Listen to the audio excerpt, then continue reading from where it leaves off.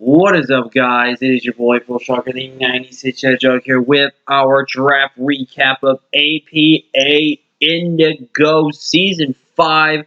Roughly a little early for the season, but we are here nonetheless because we are here from last season. We did very bad last season. We just drafted a lot of new mons, really didn't draft a lot of great team.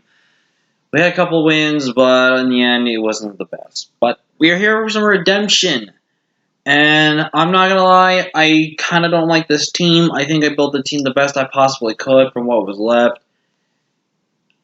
I'm just hoping this team can help us pick up a win. Hopefully this team can help us secure a playoff chance at least. But it's really kind of a ragtag team, so it's going to be very interesting. But if you guys can, hit the like button if you haven't already. Subscribe to join the Full Shocker crew today because you'll be for a little bit of the king of the crew. Sorry if I sound a little tired and sorts. It's around 12:38 since I'm recording this. AM, by the way, for my time. And if you hear a little bit of cat noises, for some reason my cat is just being all whiny for some reason. I don't know why. But we were, this was a 24-man draft. Pretty much I think it was how APA Indigo Season 2 went, from my understanding. But, I got the 24th pick, and that sucked. Because there was things like Mel Metal that I wanted. There were certain megas that I would want. There was, so many great things I wanted gone. And I was just like, well, don't expect to get anything good. However, in the first round, when it came to my pick at pick 24, there was one mon on this board that I cannot believe people let on the board. That mon that made it to us in round 1 was Nemesis or Necrozma. Nemesis is based off of Resident Evil 3 Nemesis, and I felt like it was a perfect one because it is a natural Nemesis versus a lot of teams. But Necrozma, a monster of a Pokemon. Dragon Dance setup is really great with this mon. Setting up with Cosmic Power, Iron Defense, Call Wide, Store Power sets. Excuse me. This mon is a monster, and the fact that it didn't go in round 1 is mind-boggling. I know that, and by the way, if I haven't said already, we are allowing post-DLC moves, so things like Raikou get access to Ore Spear Scald, and I think that was the other one. And it doesn't have to be anything. It can literally be that. I don't need to run Pacific Nature and stuff like that, so that's really good. But basically, this mon comes in, it can Dragon Dance, it can Calm Mind. There's so much this thing does. It's stupidly good, and I'm looking forward to having Necrozma again for this season. Since I was on the wheel pick, I wanted to get something that was going to pair pretty much good with Necrozma, but in its own right could be its own value pick in round 2. And it's understandable why this thing get picked up in round 1, but definitely would have been picked up later in the round. So I'm actually really glad that I get to try out Tapu Bulu. Tapu Bulu is so good. And to be paired with Necrozma sounds like a freaking death wish. Because you already got a really strong special attacker that can play a physical, but now you have a pure physical offensive breaker that now, in this generation, thanks to post-DLC, I can now run Play Rough Tapu Bulu. And that makes Bulu such more of a menacing threat Pokemon. The fact that this is a good Scarf target, this is still a phenomenal Bandmon, this still can then just run house. Excuse me. With teams, it is just a monster of a Pokemon. It is going to be named El Jefe because of, I don't know, I think El Jefe. I would name it El Toro, but I feel like El Jefe makes so much sense. But I'm really excited to finally try Tapu Bulu. I have somewhat tried it, but it's only been like when I take over teams, and it's only like 1 or 2 weeks of left. So we're officially trying Tapu Bulu out, and the fact that we could do it with a play rough is really great.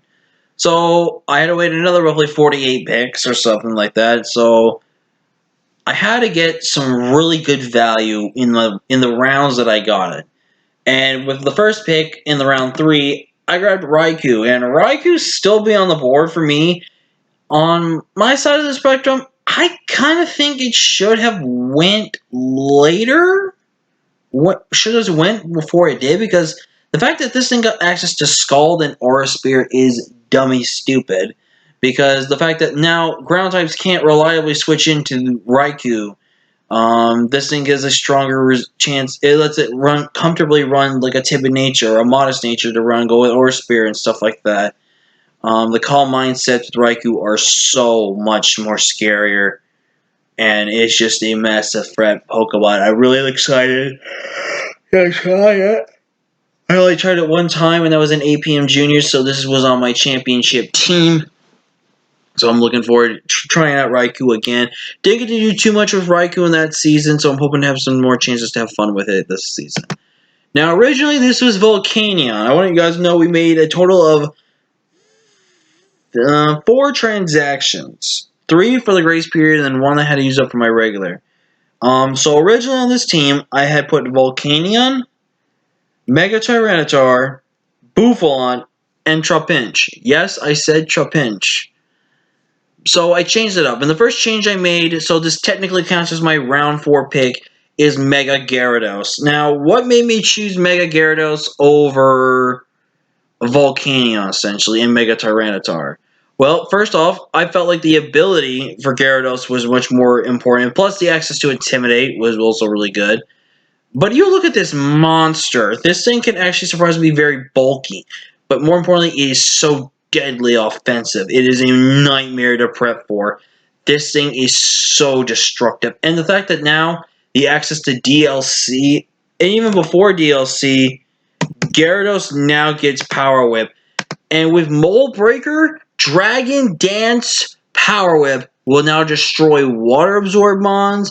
I mean, that's another thing I can do. I can use Water Absorb, but Power Whip with Boost just does so much damage, and I'm really looking forward to trying Gyarados again. I've been using Gyarados a little bit in my IBFL, which sadly did die. I'll get into a video later on that. But I think this Mon is a monster, and I'm looking forward to it. Up next, we are going with a dragon that we also need to poison, so I figured, you know what, let's get something destructive. And I got Dragology. I've never used Dragology in draft. I think I drafted it one time, but never really used it. But we're going to try Dragology. It's a fantastic adaptability mon. This mon just clicks a button versus an opponent's team. It also sets up Toxic Spikes, which is really great for our team as well, as we don't have a lot of ways to support the team right now with hazards. This is a very threatening mon, and I'm really looking forward to trying out Dragology this season.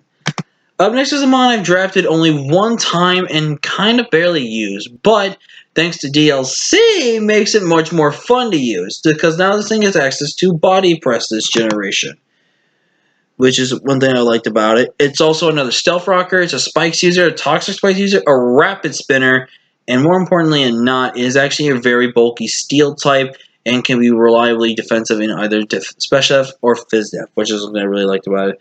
So Fortnite here is ready to go and have some fun. I felt like I need a little more special in case I had to go for that. I decided to go a little more physical near the end, as you can see. But we were after my name is Magus. I've only drafted this thing one time, and this thing's actually relatively really good. Specs is really great on this mon. Nasty Plot setup can be very dangerous with this mon as well. I think this mon is a fantastic Pokemon. I'm looking forward to trying out Miss Magus once again. Up next, we have Shoulder Pads, the Rhyperior. This originally was Mega Tyranitar, but I changed it to Rhyperior because I didn't have a ground type at the end of this draft. And I think you always need to have a good solid ground type, not the Pound and Solid Rock, by the way. But Rhyperior, fantastic ground type, gives me a Lightning Door user as well if I really want to. This is a good mon, and I think it's reliably good as well. Up next, we finally drafted him on. I wanted to probably draft for the longest time. And I know I said, F it, we're going to do it. We've got Articuno. And Heavy Duty Boots makes this a very scary mon. It's also a very good defensive mon as well. This mon can put in so much work. It literally does put on the pressure against teams. And I'm really excited to try Articuno out for the while. It just really spans ice and flying moves. Can Roost, Defog, and Heavy Duty Boots, like I said, is really good on it.